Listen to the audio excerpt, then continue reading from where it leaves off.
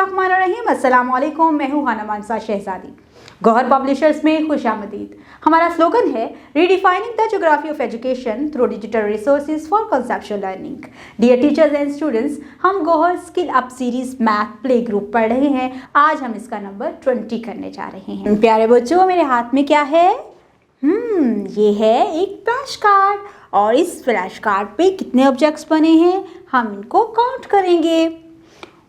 1 2 3 4 5 6 7 8 9 10 11 12 13 14 15 16 17 18 19 20। ओहो, यहाँ पर 20 ऑब्जेक्ट्स हैं। ये 20 ऑब्जेक्ट्स हैं और आपको पता है 20 लिखा हुआ कैसा नजर आता है?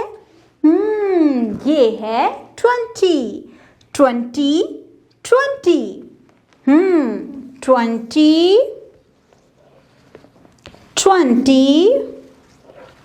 20।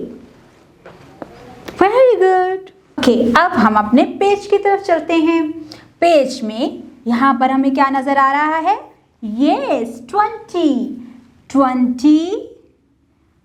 ओहो, यहाँ पर तो इतने सारे फ्रूट्स हैं। ये तो एप्रिकॉट्स हैं। हम इन एप्रिकॉट्स को काउंट करते हैं। 1 2 3 4 5 6 7 8 9 10 11 12 13 14 15 16 17 18 19 20। Very good. 20 apricots. 20 apricots. 20 apricots. ये है 20। और यहाँ पर नीचे एक बॉक्स है।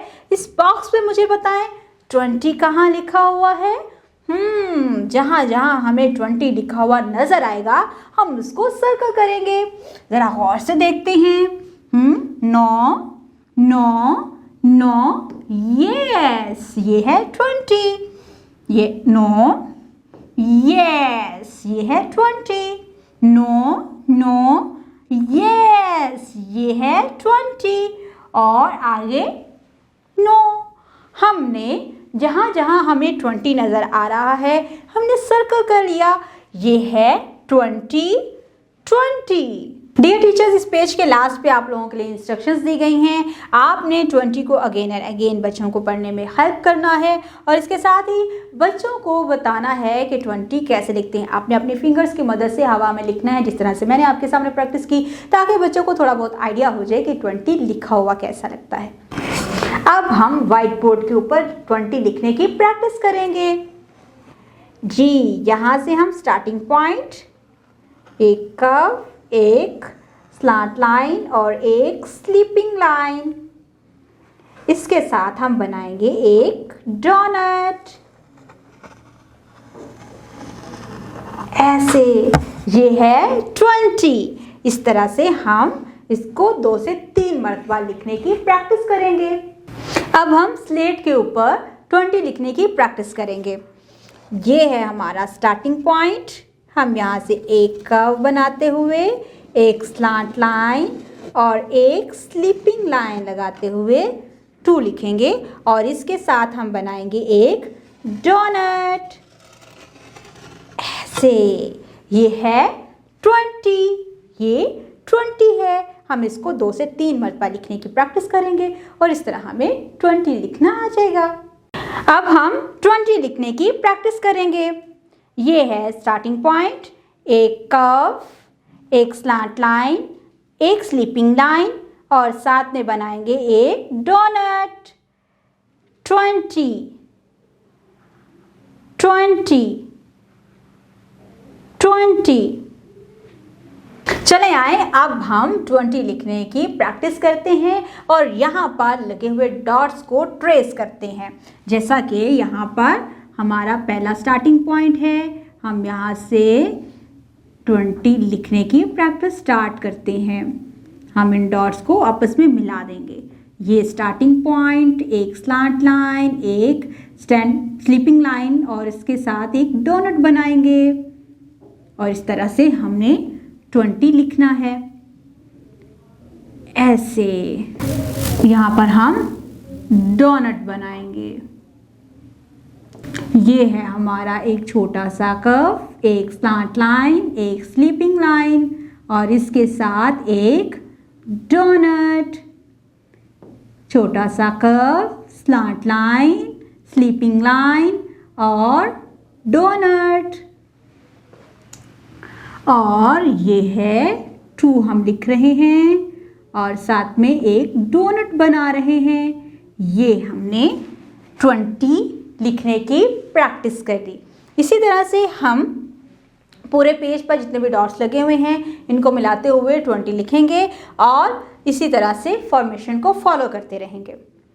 डियर टीचर्स, पेज के लास्ट पे आप लोगों के लिए इंस्ट्रक्शंस दी गई हैं। आपने बच्चों को डॉट्स मिलाने में स्टार्टिंग पॉइंट, इसमें कौन कौन सी लाइंस का इस्तेमाल होगा और किस तरह से हम 20 लिखेंगे, वो तमाम चीज़ें बच्चों को बतानी है। इसके साथ ही आपने बच्चों की रिकग्नाइजेशन को ज़रा स्ट्रॉन्ग बनाने के लिए उनके सामने राइटिंग प्रैक्टिसेस करवानी है। जैसे कि यहाँ पर आप स्लेटी पर लिख सकते हैं और उसके बाद आप नोटबुक के ऊपर लिख सकते हैं, तख्ती के ऊपर लिख सकते हैं। मैंने आपके सामने वाइट बोर्ड और सैंड ट्रे का भी इस्तेमाल किया। आप मज़ीद राइटिंग प्रैक्टिसेस के ज़रिए बच्चों को लिखना सिखा सकते हैं।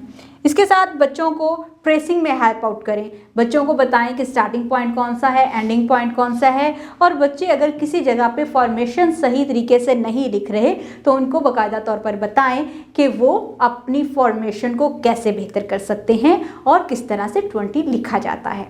अब हम एक एक्टिविटी करने जा रहे हैं। हम लोगों ने 1 से 20 तक सारी काउंटिंग पढ़ ली है और हमें अब काउंटिंग लिखना भी आता है ना।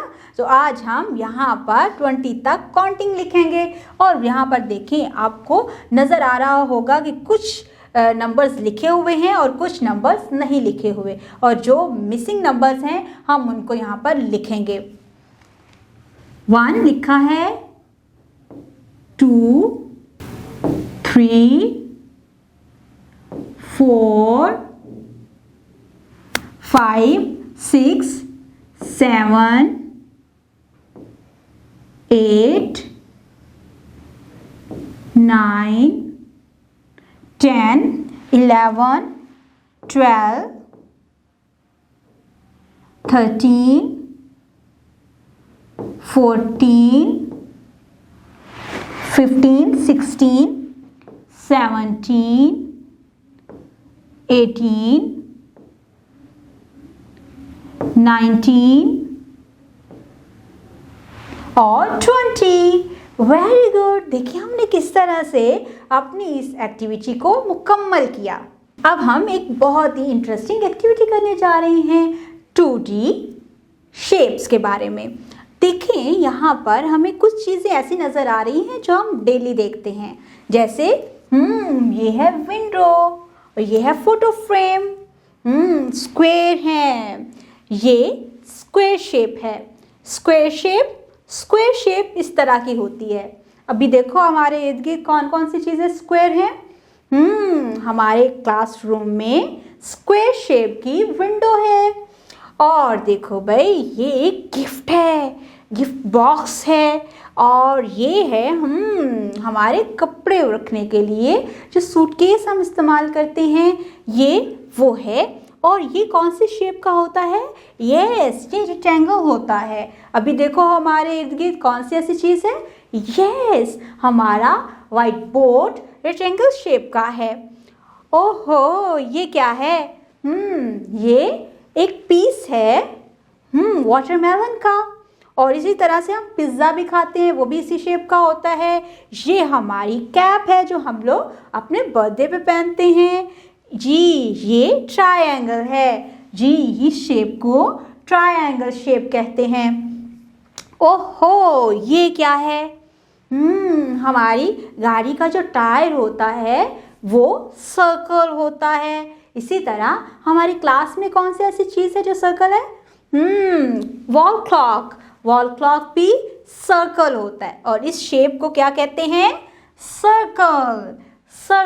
ये सर्कल शेप है। तो आज हम अपनी गैलरी में जाएंगे। गैलरी में जाकर देखेंगे कि वहाँ पर स्क्वायर में कौन कौन सी चीज़ें हैं, रेक्टेंगल में कौन सी हैं, ट्रायंगल कौन से हैं और सर्कल में कौन कौन सी चीज़ें हैं। तो चले आए, चलते हैं गैलरी वॉक के लिए। डियर टीचर्स, आप इस पेज को पढ़ाते हुए बच्चों को प्रॉपर तरीके से शेप्स के बारे में नॉलेज देंगी। जैसा कि मैंने इस वीडियो में आपको बताया कि आप गैलरी वॉक करवाएंगी, आप बच्चों को क्लास से बाहर लेकर जाएं, अपनी उन चीज़ों की तरफ बच्चों की तवज्जो मस्कूर करवाएं जो कि इन शेप्स की बनी हुई होंगी, ताकि बच्चे रियल लाइफ के साथ एक चीज़ को कनेक्ट कर सकें कि मैथ हमारे किन किन जगहों पर काम आता है और हम मैथ के साथ अपनी रियल लाइफ का एक्सपीरियंस किस तरह से कर सकते हैं। तो अब हम इन शेप्स को, जो कि हमने लास्ट पेज पे पढ़ी थी, उन शेप्स को यहाँ पर भी देख रहे हैं और हम अब देखेंगे कि इसको किस तरह से मिलाया जा सकता है। ये एक्टिविटी बहुत ही इंटरेस्टिंग है। अब मुझे ये बताओ, मैच द सिमिलर शेप्स, जो भी शेप्स आपस में मैच कर रही होंगी हम उनको मिलाएंगे आपस में। किस तरह से मिलाएंगे? अच्छा, आप ज़रा गौर से देखो, ये है स्क्वायर। स्क्वायर यहाँ पर क्या है? जी, यहाँ पर ये स्क्वायर है। सर्कल, ये सर्कल है। रिक्टेंगल, ये रिक्टेंगल शेप है। और ट्रायंगल, यस, ये ट्रायंगल शेप है। डियर टीचर्स, आपने जब ये एक्टिविटी बच्चों को करवानी है तो उस वक्त बच्चों का कॉन्सेप्ट क्लियर करवाएं कि कौन से शेप का नाम क्या है। सेकंड, इन शेप्स के साथ हम रियल लाइफ में कौन कौन से ऑब्जेक्ट्स का इस्तेमाल कर रहे होते हैं। उम्मीद करती हूँ आपने इस वीडियो से बहुत कुछ सीखा होगा। मज़ीद सीखने और जानने के लिए हमारे साथ रहेगा। इसके साथ ही हमारी वेबसाइट को विजिट ज़रूर कीजिएगा, जो कि है www.goharpublishers.com, जहाँ पर आपको मिलेगी scheme of studies, lesson plan और बहुत सारी वर्कशीट्स, जिनका इस्तेमाल करते हुए आप अपने बच्चों को बहुत अच्छे तरीके से सिखा सकते हैं। खुदा हाफिज़।